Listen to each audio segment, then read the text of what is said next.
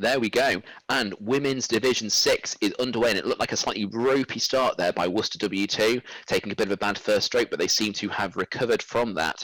Behind them, we have LMH W2, who are going to be trying to chase Worcester and get Blades. Position 3, we have Hertford 2, who are being under a fair bit of pressure by Magdalen 2.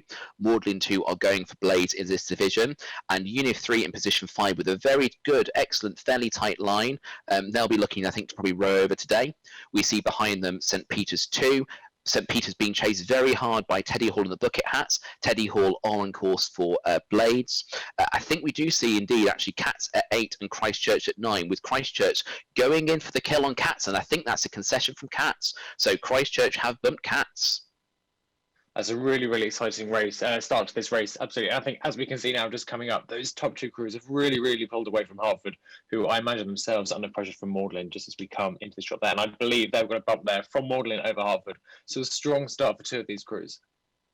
Indeed, indeed. It would be good to zoom in to see what's going on with those top two crews. It looks like LMH are pulling away to the bank, so I do believe that they will have bumped out. Yeah, I don't think any Cots would take such a poor line going into the gut deliberately, so that does look like they are clearing the racing line. So that means LMH 2 have bumped Worcester 2, Magdalen 2 have bumped Hertford 2, and Christchurch 3 have bumped Cats 2 so far. And we see the last crew in the division, which is Walson 4, the sandwich boat. Absolutely. And then we've got this little bit of compression here between Univ St Peter's and Teddy Hall by the looks of it. We could see a bump going on here. We've seen some chaos as we go into the gut earlier on in the week. So it's a competition between these coxes now to see if they can maintain a line. Quite a wide line there by the looks of it from St Peter's. Yeah, and indeed, I think it looks like they are running away from Teddy Hall, but it's a bit of a short-sighted move because they sort of have to kind of head their way back again. Looks like they're maybe just trying to chase down University, but there we go. There's a concession. We've got Teddy Hall having bumped St Peter's, and St Peter's are now going to be pushed into the bank because they left it late to concede. Peter's going to have to try really hard now to not bank it in the gut. Meanwhile, Teddy Hall needs to do everything they can do to get out of the way of Cats. They really do need to make every effort they can to clear the racing line. So Teddy Hall have bumped out on Peters. It looks like Peters, by a miracle, have avoided smashing into the bank because of that slightly messy late concession, and it means that Peters will be trying to regain their composure and catch up on University. Absolutely. Wolfson there just coming through at the bottom of the division. Looking a little bit slow, not surprising given that they've already raced this morning. But they'll be looking to stay as close to the division as they can. But we'll see how things are unfolding towards the top as we pan around to the next camera. Yep, so who do we see exiting the gut? That looks to be some black blades with a bit, kind of dark blue blaze. So I think that's Univ W3. And behind them, yes, we have St. Peter's. So St. Peter's have regained their composure very well indeed. So well done to Peters there for avoiding what could have been a personal disaster for them in terms of banking it in the gut.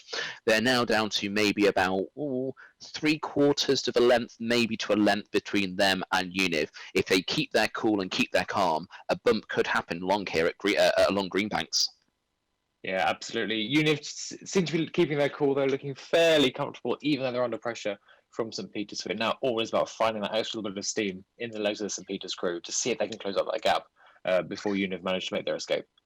Yeah, it's looking a bit unlikely. I've got to say, Univ have picked up a second wind and seem to be motoring away from St. Peter's. So I think Univ are looking likely so far to row over in this division. But again, I made that prediction 2 divisions ago, and I was well and truly proven wrong by the crew. So maybe I should keep my mouth shut for a little bit longer before coming out with some bold predictions.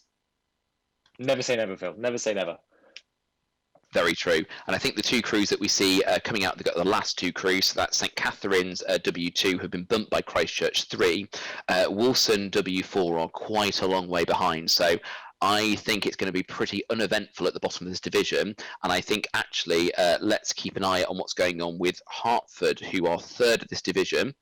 They've got Univ behind them. Univ looking to be crossing very early, actually. So Hertford have done pretty well in terms of crossing at the right point. If you get this crossover right, you make a slight turn, you cut across the river, and then you are exactly the right angle to take advantage of how the bank is lined out on that towpath, or I know we've been challenged yesterday what is a towpath and what isn't, but on the towpath side, let's just call it what it is. Absolutely, absolutely. I have to say, Hertford looking fairly comfortable there. I think they're going to stay clear of the Univ W3 boat. But Univ themselves is becoming under pressure from behind as well, Phil. St. Peter's. Yeah, And I think this is all coming down to actually the quality of the blade work. So if you look at, you saw the Hartford boat and the Univ boat, you see they're finishing, but then their blades are kind of drifting across the surface of the water. And what these crews really need to be doing is to committing to that tack down, to clear their blade of the water, to give themselves as much run in the boat as possible.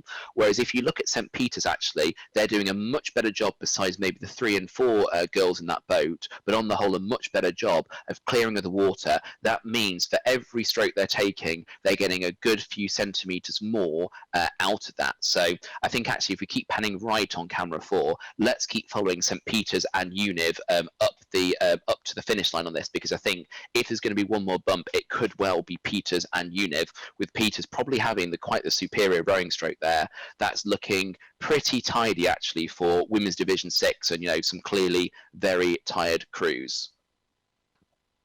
Yeah, absolutely. So Peters looking fairly comfortable there. Surprising given exactly what they're trying to do. But I doubt at this stage, although I could be proven wrong, that we're going to see any more action here at the Division 6 level. Yeah, unless so what you missed was Univ are coming up to the boat that Trinity managed to collide with. So will we see it juts out a little bit, so crews have to be very careful to avoid this. You see it there, the Magic, MAGICK. I'm trying to look, has that sunk anything since the last division? I don't think so. So I think that boat on the towpath will survive to live another day. Yeah, it's looking quite a gap between Univ and Peters this late in the race. I think Peters are going to run out of river here, and Univ will escape, not quite by the skin of their teeth, but by the skin a little bit of their teeth and then some, from being caught by Peters. Yeah, absolutely. Definitely some last calls there from the Cox. Is all the crews now have taken their rates right up as far as they can. And I think part of that is just finishing on a high. Even if they can't make them up, they want to cross that line in style. Yeah, I will say actually, Peters have an excellent line here, so they're chasing Univ very slightly, but trying to cut them off at the finish. So Univ swung around for no reason, and they've got to go that way. Peters are going for a slightly more oblique angle. I think it's a little bit too little, too late, but there was a good effort there in terms of trying to make a beeline for that crew and try and pit them just over the finish line.